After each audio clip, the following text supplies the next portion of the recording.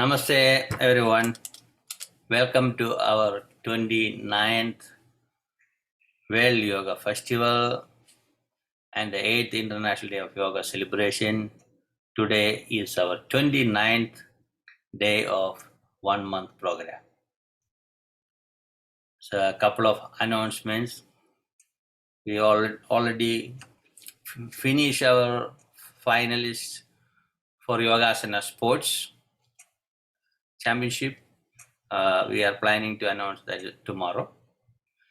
Then tomorrow is our closing ceremony. Those who are online, please join by 9:50 a.m. New York time. Those who are speakers, come 9:45 for mic test.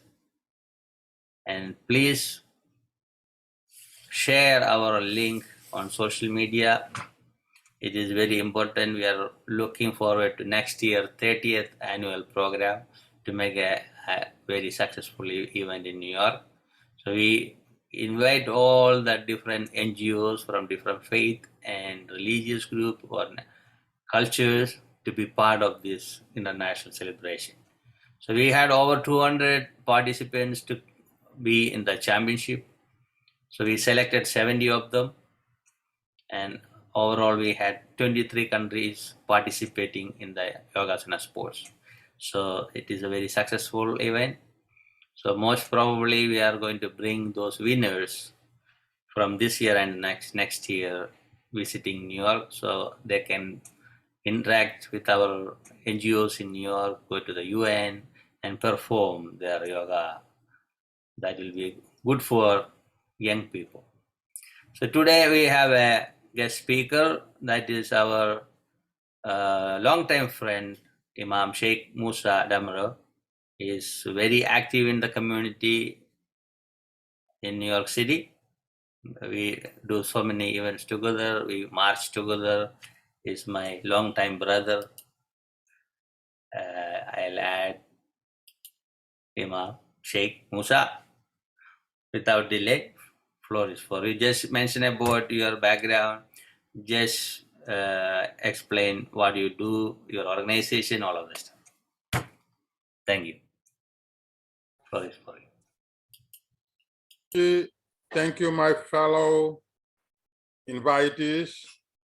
I am forever grateful, to participate for whatever Guruji is doing. And I don't know how he can put 100 things in one day, but whatever time that I have to spend with him is productive and it's worth it. So I am a community activist. I'm a community organizer since I was 8 years old, in the areas of public safety, public health, public education, and also race and religious interactions among different people.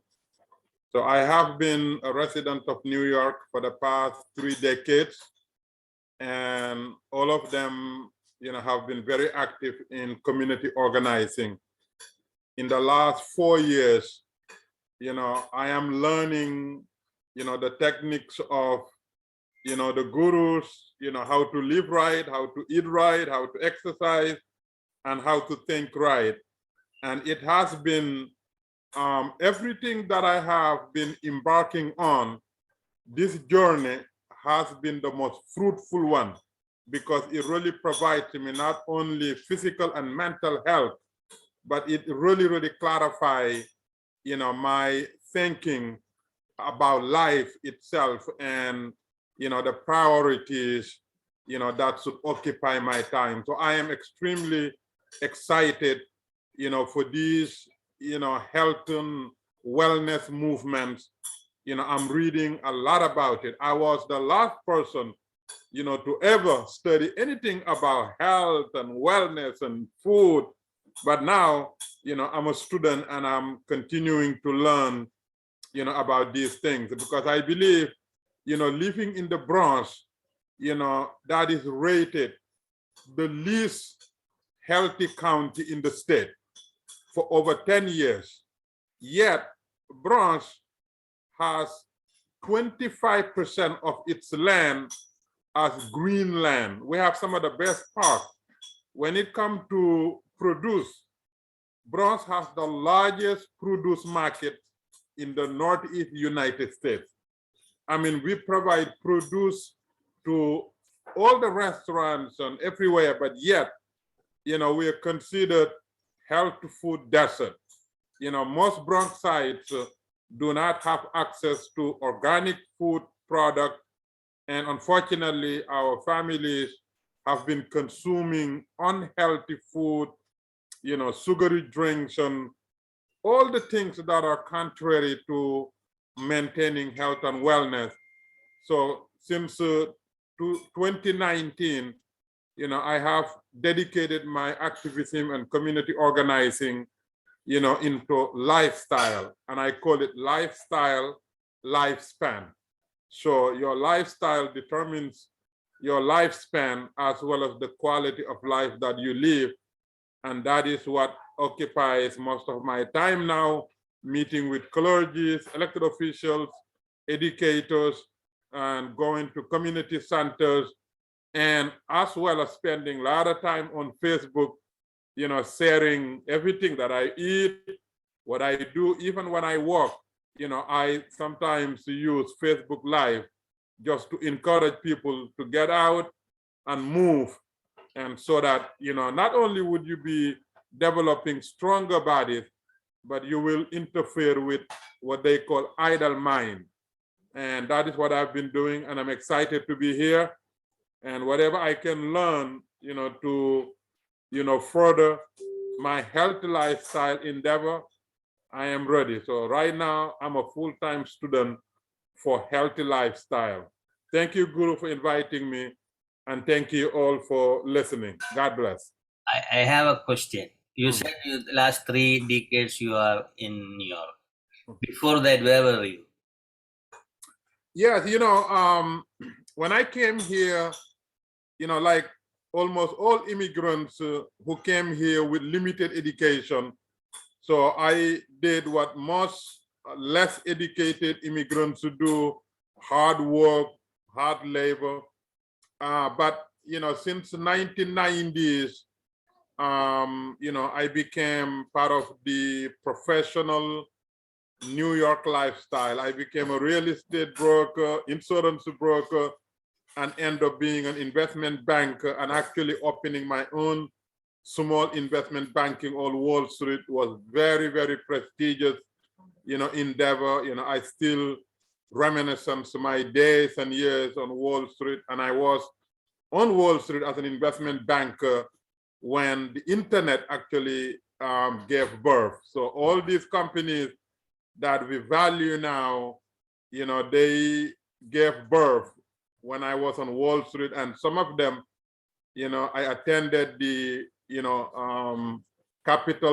seed capital funding private presentation. So I have basic understanding of how a lot of these big companies got their start from, and the money they raised and the people they met. So, from there, in 2001, my wife and I pretty much left Wall Street to come back to the Bronx. We bought a building, and then we started, a parochial school, K to 12, which I said has been the most rewarding endeavor, because not only every student, achieve academic education in a spiritual environment, but 100% of our graduates so far have all went to college. So we're excited about it. So you are originally from which country? Huh? You are originally from which country? Yeah, I am originally from West Africa, the tiniest country in Africa, the Gambia. Even though it's tiny, but it's beautiful and peaceful and hospitable. And my wife is from South America, Guyana. So we pretty much came to New York in almost the same month, but definitely same year. So we pretty much grew up in New York here. So I came here in 1986, 86. From the Gambia. That's good to know. I know you have African background, but I don't know exact which country you are from. I know you wear a particular clothing, Yes. Then if anybody want to ask a question to Imam Raj or Imam, salam alaikum. Walaikum salam. When did you become Imam? In between Wall Street? Yes, actually, Wall Street is new, but religious background. I was born into a family that if you go to Senegal and Gambia today, my family is among the most respected religious family. So my grandfather,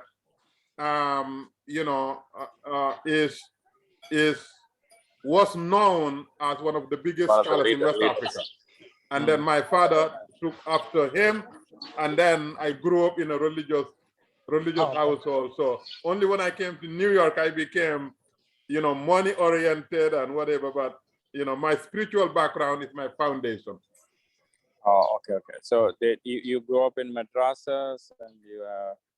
Yes, when I came in the late 80s and early 90s, I was a cab driver, and I knew how bad the environment in Harlem and the Bronx were, and we really did not want to raise our children in the same public school setting environment, and so that's what led us to organize our parochial school. Can you tell us a little bit about your school? You have from K through 12th grade, what the student composition. You mentioned 100% graduation. Can you tell us a little bit about? Yeah, thank you. Our school is the first and still the only full-time Muslim school in the Bronx, a fully accredited school. And the school actually opened on 9/11, the same day as as the tragedy of 9/11. And on that day of the opening, if you look back of the footages of 9/11 and months and weeks after 9/11, you will see as much of our involvement in the dialogue and the public square as anybody else. I mean, wherever they used to put the Bin Laden and Qaeda them, you look at the screen, I am on the other side, countering, the ideology, the narrative, and the extremism and the radicalization. So, because the school opened on 9/11, we've decided that peace building was divinely integrated into our school, and therefore, we immediately made peace building as part of our curriculum. And all our students are into peace building programs, and it became a mandatory, not an option. It's not like extracurricular activities.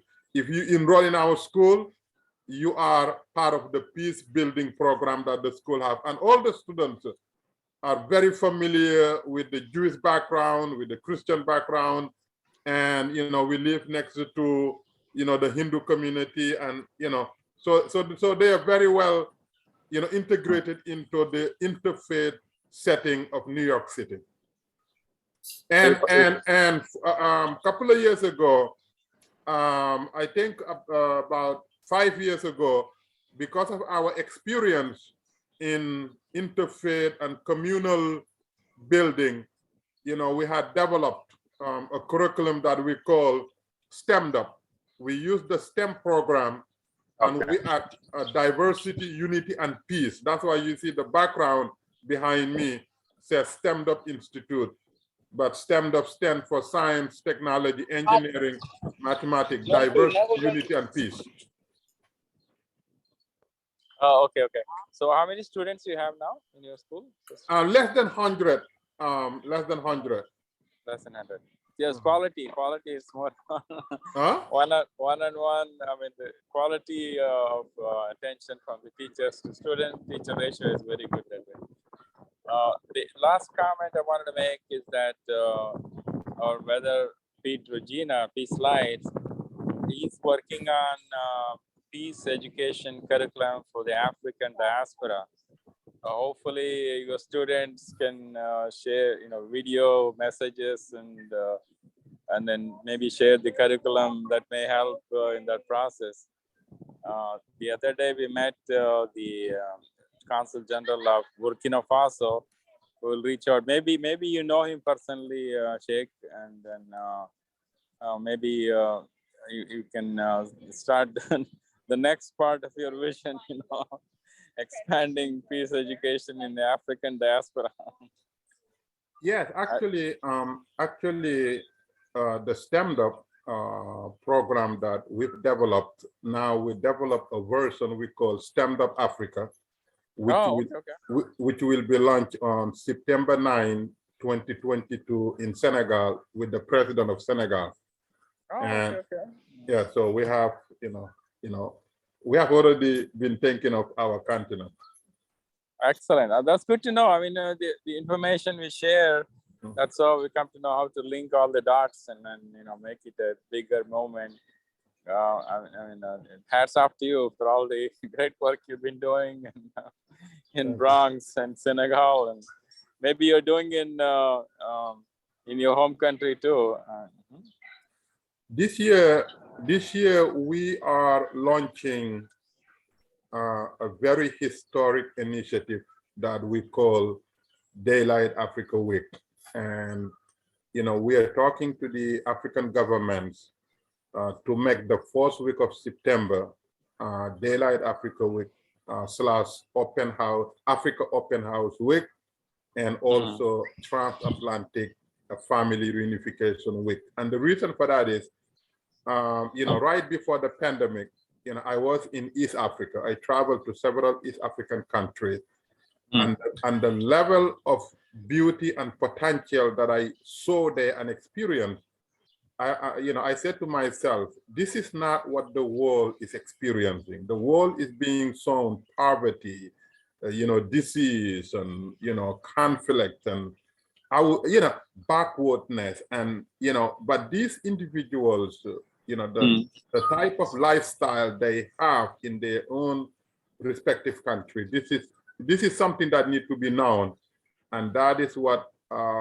gave birth to asking the governments to open up the continent so that the world, will come to Africa and see it. I know, India and China can claim the oldest civilization, but guess what? All the civilization came out of Africa. So, no matter how old India and China are, they're children of Africa. So we want everybody, to go to the motherland, at least spend a week as guests of governments. So all these governments, they're agreeing with us that whoever comes, will be their guest, and they will have a beautiful, beautiful time and experience. And people can go for whatever reason. There's no restriction. People can go for research or vacation or seeking investment, partnership, or whatever it is. So that will begin this September. As a matter of fact, my family is leaving from September 1st. We're going to be in Senegambia until September 13th. So all of you are invited. Oh, great. So, last question, sorry. I have African connection. My daughter-in-law is from Eritrea. Okay, beautiful. But there is an ethnic conflict going on there, I think. So there's some, some places are not so welcoming, but that's good. Thank you. No problem. So, Imam, I have a request. So we are just looking to have more yoga in African countries. We are connecting. You need as our spokesperson for World Yoga Community. We are affiliated with the UN ECOSOC and the DGC, and we are not a religious group. We are more social and cultural. Even though we have different religious people are in our group, it doesn't matter. We go for the peace and harmony. This is the way we are. So we'll request your support, and if you can put a yoga and a sports competition in your school next year before the program, that will be wonderful. Even 3-4 hours, I can come and do things with children, because that is needed. So we had to promote we made the resolution at the New York State Assembly and Senate, and they adopted on May 17 as a June 21st as a yoga day. Now we want to go for the bill in the country, so that way we can bring yoga beyond any religion or culture. Yeah. So that is done. That is done. So, my wife practice and my daughter practice. I'm the only one who doesn't know anything about yoga. They practice, and my wife. Don't worry, I'll come there. My wife is the principal, so that is done, guaranteed. Perfect. Mm-hmm. So you already in the field of healthy lifestyle, so Yes. it's so easy for us, Absolutely, done deal. So tomorrow, if you can join anytime between 10 and 12. We have representatives from different countries are going to join and speak. Or everybody will speak a little bit, to show the unification of people from different countries to promote yoga without any discrimination. That is our idea. Yeah. Okay. So any other questions to Imam, Reverend Chris or Nilaya, Yamalada? Thank you, Imam. Thank you. Thank you so much. Yeah. So please do a prayer from your tradition. That will be blessing for the group. Absolutely. So even though I'm going to be reading in Arabic, but you can all say Amin. I promise you, they're all good. أعوذ بالله من الشيطان الرجيم بسم الله الرحمن الرحيم ربنا آتنا في الدنيا حسنة وفي الآخرة حسنة وقنا عذاب النار ربنا لا تزغ قلوبنا بعد إذ هديتنا وهب لنا من لدنك رحمة إنك أنت الوهاب ربنا إنك جامع الناس ليوم لا ريب فيه إن الله لا يخلف الميعاد ربنا ظلمنا أنفسنا وإن لم تغفر لنا وترحمنا لنكونن من الخاسرين ربنا ما خلقت هذا باطلا سبحانك فقنا عذاب النار ربي اغفر وارحم وأنت خير الراحمين. Oh Allah, bless this gathering. Bless every person attending. Bless their family, protect them and guide them and strengthen them. Protect them from anything that will interfere with their health and their wellness. Protect them from anything that will interfere with their future and their success. And protect them from anything that will definitely interfere with their yoga mentality. Amen. Amen. Amen. Amen. Alhamdulillah. Alhamdulillah. The 29th, the day of the 29th annual yoga festival with your blessed message and the prayer. I'm so happy you are going to work with us. Nothing else I can say. Thank you. Thank you so much. It's my honor. So we are going to open the floor for everyone to say a few words. Reverend Chris, Nelia from Brazil, and Hemlada from India, right? Hemlada? Yes, Guruji. Which part of India? India, Andhra Pradesh, Anantapur, Guruji. I am working as a physical director in Sri Sathya Sai University. Oh, great. But in Anantapur, I am working. Okay. So I am very happy to attend this conference, seminar. Sir. Thank you. Thank you. I got a lot of knowledge on yoga. Okay. Thank you, Guruji. 2019, I supposed to be at the Puttaparthi to teach yoga. 99, sir, Guruji? 2019. 19, okay. One of the doctor from the hospital asked me to go there, but I had only 2 days to come back to America. Then I changed my plan.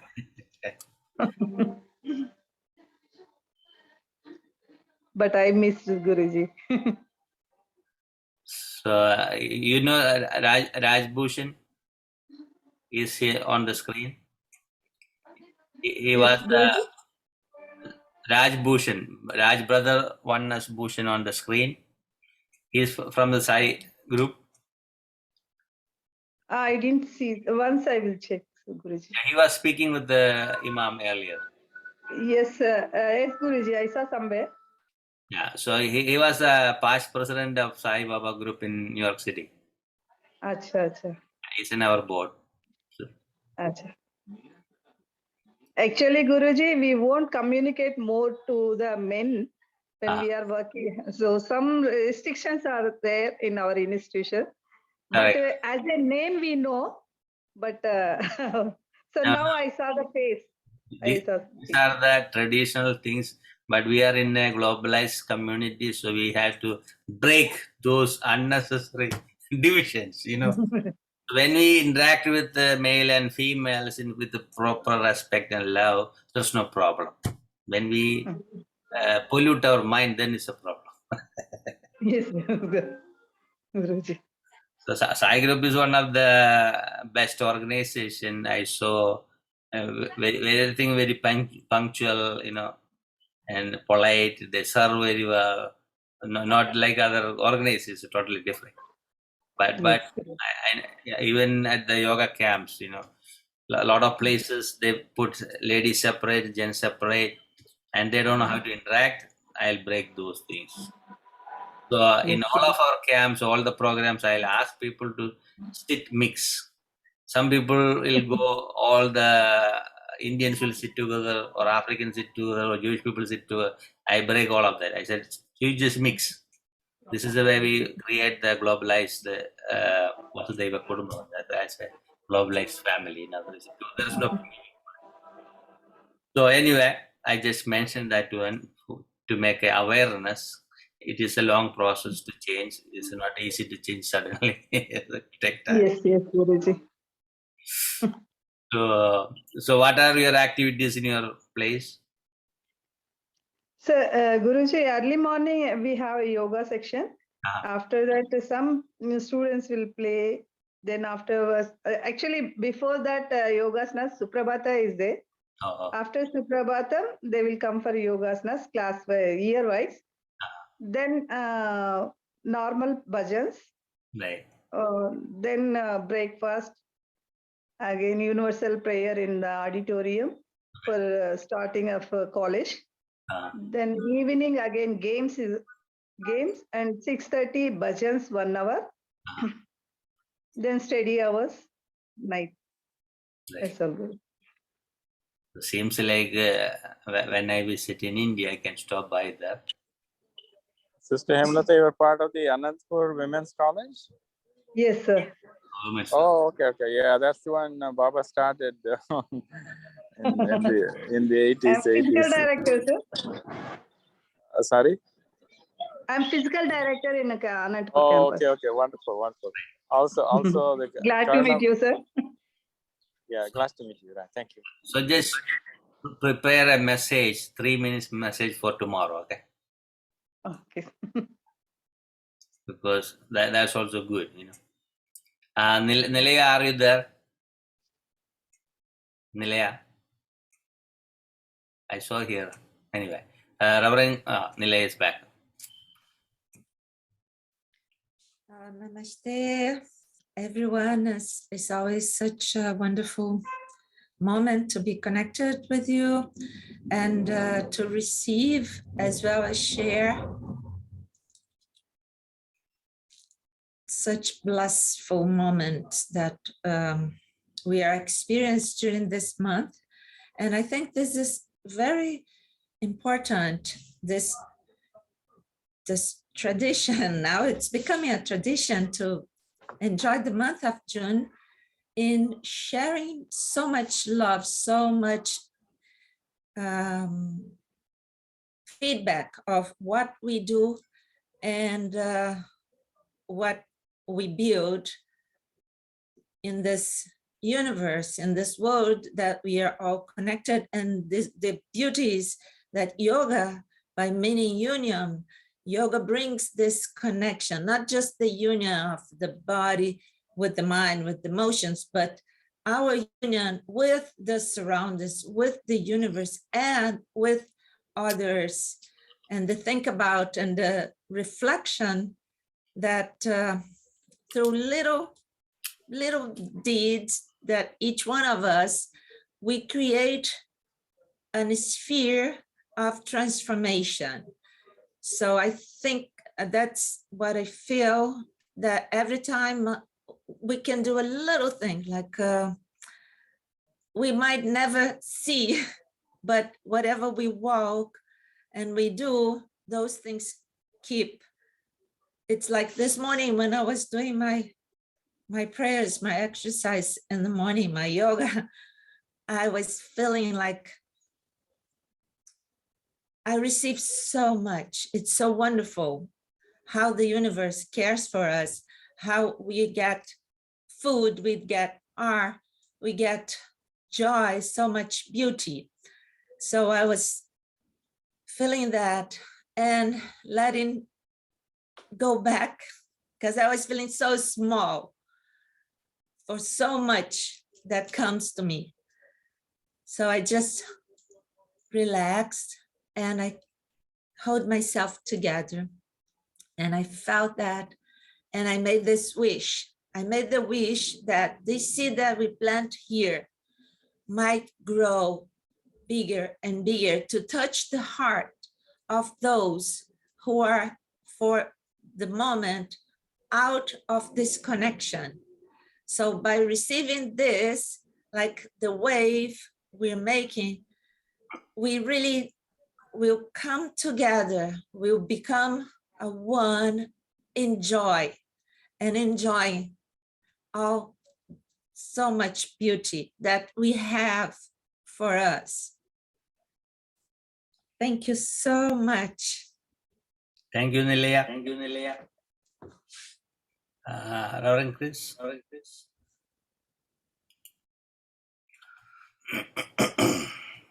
Are you there, Chris?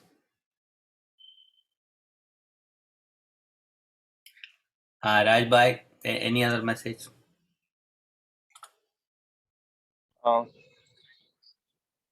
Imam, you know, the yoga has the 8 steps, right? I mean, one of the Patanjali yoga part, that yama, that is don'ts, niyama, the do's, like don't is like non-violence, not stealing, like 10 commandments. And then do's are practicing love, compassion, and all that. And then asana is the posture. That's the physical activity you see. That's what yoga is generally popular for that. And then pranayama, breathing, and then control of senses, nitihara, and then meditation, contemplation of God, and then one with the universe. You know, so you and I have to practice the physical part, which somebody asked me the other day, what part of yoga you practice? I said, I still in the beginning stage of physical bending and postures and different aspects. So, but we are practicing yoga because we are connecting to people. We are feeling the pain of others and then share the joy with others. So that's what it's all about. Yoga is eventually is all about being happy, right? To have a quality life, the healthy life, the mental, spiritual health, which leads us to financial health and the camaraderie and being a blessing to everyone. So yoga spreading to Africa, to be packaged that way, so that it's not religious, connotation. It's more of a health, the well-being, and that is part of that. How it to be explained better, so that everybody can relate it. I know in the Muslim religion, when you do namaz, you're doing yoga. You're all that different asanas. We can equate each of the posture to different mudras. What mudra is like a posture to connect it.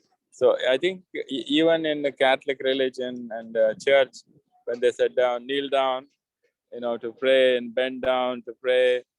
So yoga is happening everywhere, but we don't call it as yoga. So it's just a universal activity, just to, I think, bringing all elements of proper eating, proper exercise, proper sleeping, proper, and then the peace education you're doing with the children, really, they have to be molded to be better citizens.